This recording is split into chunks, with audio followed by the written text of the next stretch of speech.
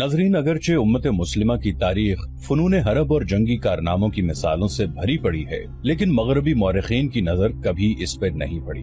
मौरखीन को Napoleon Bonaparte, Julius कैसर और Genghis Khan के अलावा कुछ नजर नहीं आता। अगरचे ये जर्नैल भी अपनी जगह फन्ने हर्ब के माहिर थे और उन्होंने बड़े बड़े दुश्मनों को शिकस्त दी थी, लेकिन तारीख इस्लाम का एक ऐसा जर्नैल भी है जिसका तज़किरा दुनिया की जंगी तारीख में लाजमी होना चाहिए। उस नडर और नाकाबिल शिकस्त जर्नैल का नाम खालिद बिन वलीद रज़ियल्लाहु अन्हु है। खालिद बिन वलीद रज़ियल्लाहु अन्हु की बेमिसाल कामयाबियों की वजह से रसूलुल्लाह सल्लल्लाहु अलैहि वसल्लम ने सैफुल्लाह यानी अल्लाह की तलवार के लक़ब से नवाजा था। आज हम आपके लिए हजरत खालिद बिन वलीद रज़ियल्लाहु अन्हु की बेमिसाल शजाअत और उनके कारनामों पर मुश्तमिल ये दास्तान लेकर आए हैं, जो बिलाशुबा शमशीरे बेनियाम थे। लेकिन नाजरीन, वीडियो में आगे बढ़ने से पहले आपसे दरखास्त है कि हमारे इस चैनल को सब्सक्राइब कर लें और वीडियो के नीचे मौजूद बेल आइकन को जरूर क्लिक कर लें ताकि हमारी नई आने वाली वीडियोस आपके पास बर वक्त पहुंच सकें। वो मुसाफिर अरब के सहरा में अकेला चला जा रहा था। 8 हिजरी के जमाने में अरब का वो इलाका जहां मक्का और मदीना वाक़े है, बड़ा ही खौफनाक सहरा हुआ करता था, जलता और इंसानों को झुलसाता हुआ रेतजार। एक तो सहरा की अपनी सौबतें थीं, दूसरा खतरा रहजनों का था। मुसाफिर काफिलों की सूरत सफर किया करते थे, लेकिन ये मुसाफिर अकेला चला जा रहा था। वो आला नस्ल के जंगी घोड़े पर सवार था। उसकी ज़िरा घोड़े की जीन के साथ बंधी हुई थी। उसकी कमर से तलवार लटक रही थी और उसके हाथ में बर्छी थी। उस जमाने में मर्दों के कद दराज, सीने चौड़े और जिस्म गठे हुए होते थे। ये अकेला मुसाफिर भी उन्हीं मर्दों में से था, लेकिन जिस अंदाज से वो घोड़े की पीठ पे बैठा था उससे पता चलता था कि वो शहसवार है और वो कोई मामूली आदमी नहीं। उसके चेहरे पे खौफ का हल्का सा भी तासुर नहीं था कि रहजन उसे लूट लेंगे, उससे इतनी अच्छी नस्ल का घोड़ा छीन लेंगे और उसे पैदल सफर करना पड़ेगा। लेकिन उसके चेहरे पे जो तासुर था वो कुदरती नहीं था। वो कुछ सोच रहा था, यादों से दिल बहला रहा था या कुछ यादों को जहन में दफन करने की कोशिश कर रहा था। आगे एक घाटी आ गई। घोड़ा चढ़ता चला गया। खासी बुलंदी पर जाकर जमीन हमवार हुई। सवार ने घोड़ा रोककर उसे घुमाया और रकाबों पर खड़े होकर पीछे देखा। उसे मक्का नजर न आया। मक्का उफक के नीचे चला गया था। अबू सुलेमान, उसे जैसे आवाज सुनाई दी हो, अब पीछे ना देखो, मक्का को जहन से उतार दो। तुम मर्दे मैदान हो, अपने आप को 2 हिस्सों में ना कटने दो। अपने फैसले पर कायम रहो, तुम्हारी मंजिल मदीना है। उसने मक्का की समत से निगाहें हटा ली, घोड़े का रुख मदीना की तरफ किया और बाग को हल्का सा झटका दिया। घोड़ा अपने सवार के इशारे समझता था। नपीतुली चाल चल पड़ा।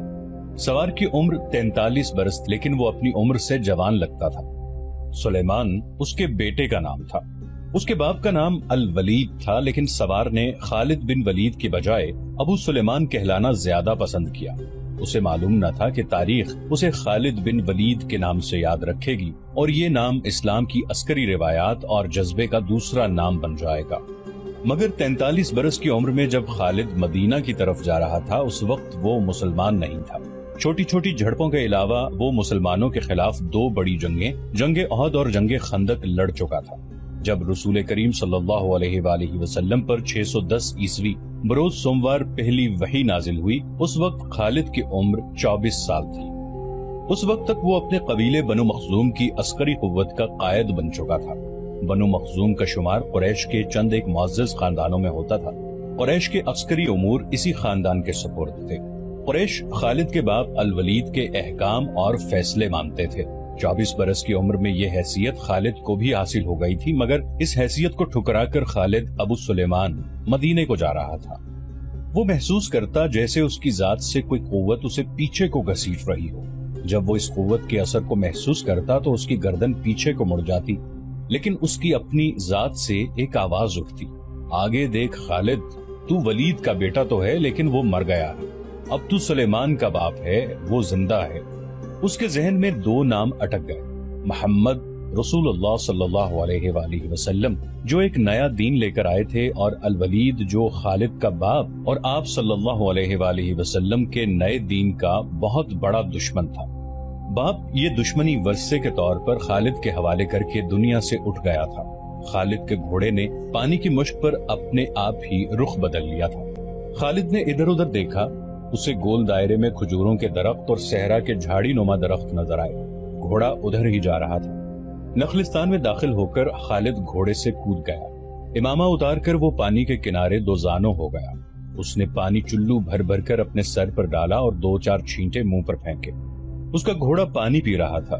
خالد نے اس چشمے سے پانی پیا جو صرف انسانوں کے استعمال کے لیے تھا۔ یہ ایک چھوٹا سا جنگل تھا۔ خالد نے گھوڑے کی زین اتاری اور زین کے ساتھ بندی ہوئی چھوٹی سی ایک دری کھول کر جھاڑی نما درختوں کے جھنڈ تلے بچھائی اور لیٹ گیا۔ وہ تھک گیا تھا، تھوڑی دیر کے لیے سو جانا چاہتا تھا، مگر اس کے ذہن میں یادوں کا جو قافلہ چل پڑا تھا وہ اسے سونے نہیں دے رہا تھا۔ اسے 7 سال پہلے کا ایک دن یاد آیا جب اس کی عزیزوں نے محمد رسول اللہ صلی اللہ علیہ وآلہ وسلم کو قتل کرنے کا منصوبہ بنایا تھا۔ اس منصوبے میں خالد کا باپ الولید پیش تھا۔ وہ ستمبر 622 عیسوی کی ایک رات تھی۔ قریش نے رسول خدا صلی اللہ علیہ وآلہ وسلم کو سوتے میں قتل کرنے کے لیے ایسے آدمی چنے تھے جو انسانوں کے روپ میں وحشی اور درندے تھے۔ خالد قریش کے سرکردہ خاندان کا جوان تھا۔ اس وقت اس کی عمر 27 سال تھی۔ وہ حضور صلی اللہ علیہ وآلہ وسلم کے قتل کی سازش میں شریک تھا، لیکن وہ قتل کیے جانے والوں کے گروہ میں شامل نہیں تھا۔ اسے 7 سال پہلے کی وہ رات گزرے ہوئے کل کی طرح یاد تھی۔ وہ اس قتل پر خوش بھی تھا اور ناخوش بھی۔ خوش اس لیے کہ اس کے اپنے قبیلے کے ہی ایک آدمی نے اس کے مذہب کو، جو بت پرستی تھی، باطل کہہ دیا اور اپنے آپ کو خدا کا پیغمبر کہہ دیا۔ ایسے دشمن کے قتل پر خوش ہونا فطری بات تھی، اور وہ ناخوش اس لیے تھا کہ وہ اپنے دشمن کو للکار کر آمنے سامنے کی لڑائی لڑنے کا قائل تھا۔ اس نے سوئے ہوئے دشمن کو قتل کرنے کی کبھی سوچی ہی نہیں تھی۔ بہرحال اس نے اس سازش کی مخالفت نہیں کی، لیکن قتل کی رات جب قاتل رسول خدا کو مقررہ وقت پر قتل کرنے گئے تو آپ صلی اللہ علیہ وآلہ وسلم کا مکان خالی تھا۔ وہاں گھر کا سامان بھی نہیں تھا، نہ آپ صلی اللہ علیہ وآلہ وسلم کا گھوڑا تھا، نہ اونٹنی۔ قریش اس امید پر سوئے ہوئے تھے کہ صبح انہیں خوشخبری ملے گی کہ ان کے مذہب کو جھٹلانے اور انہیں اپنے نئے مذہب کی طرف بلانے والا قتل ہو گیا ہے، مگر صبح وہ ایک دوسرے کو مایوسی کے عالم میں دیکھ رہے تھے۔ پھر وہ سرگوشیوں میں ایک دوسرے سے پوچھنے لگے، محمد کہاں گیا؟ رسول خدا صلی اللہ علیہ وآلہ وسلم قتل کے وقت سے بہت پہلے اپنے قتل کی سازش سے آگاہ ہو کر یثرب یعنی مدینہ کو ہجرت کر گئے تھے۔ صبح تک آپ صلی اللہ علیہ وآلہ وسلم بہت دور نکل گئے تھے۔ خالد کے ذہن سے یادیں پھوٹتی چلی آ رہی تھی۔ ذہن پیچھے ہی پیچھے ہٹتے ہٹتے 16 برس دور جا نکلا۔ 613 عیسوی کی ایک شام رسول کریم صلی اللہ علیہ وآلہ وسلم نے قریش کے چند ایک سرکردہ افراد کو اپنے ہاں کھانے پر مدعو کیا۔ کھانے کے بعد رسول کریم صلی اللہ علیہ وآلہ وسلم نے اپنے مہمانوں سے کہا، اے بنی عبد المطلب، میں تمہارے سامنے جو تحفہ پیش کرنے لگا ہوں وہ عرب کا کوئی اور شخص پیش نہیں کر سکتا، اس لیے کہ اللہ نے مجھے منتخب کیا ہے۔ مجھے اللہ نے حکم دیا ہے کہ تمہیں ایک ایسے مذہب کی طرف بلاؤں جو تمہاری دنیا کے ساتھ ساتھ تمہاری عاقبت بھی آسودہ اور مسرور کر دے گا۔ اس طرح رسول خدا صلی اللہ علیہ وآلہ وسلم نے پہلی وحی کے نزول کے 3 سال بعد اپنے قریبی عزیزوں کو اسلام قبول کرنے کی دعوت دی۔ خالد اس محفل میں نہیں تھا، اس کا باپ مدعو تھا۔ اس نے خالد کو مذاق اڑانے کے انداز میں بتایا کہ عبد المطلب کے پوتے محمد صلی اللہ علیہ وآلہ وسلم نے کہا ہے کہ وہ اللہ کا بھیجا ہوا نبی ہے۔ ہم جانتے ہیں کہ عبد المطلب قریش کا ایک سردار تھا۔ الولید نے اپنے بیٹے خالد سے کہا، بے شک محمد کا خاندان اعلیٰ حیثیت رکھتا ہے، لیکن نبوت کا دعویٰ اس خاندان کا کوئی فرد کیوں کرے؟ اللہ کی قسم اور حبل اور عزا کی، میرے خاندان کا رتبہ کسی سے کم نہیں۔ کیا نبوت کا دعویٰ کر کے کوئی ہم سے اونچا ہو سکتا ہے؟ آپ نے اسے کیا کہا ہے؟ خالد نے پوچھا۔ پہلے تو ہم چپ ہو گئے، پھر ہم سب ہنس پڑے، الولید نے کہا، لیکن محمد کے چچا زاد بھائی علی نے محمد کی نبوت کو قبول کر لیا ہے۔ خالد اپنے باپ کی طنزیہ ہنسی کو بھولا نہیں تھا۔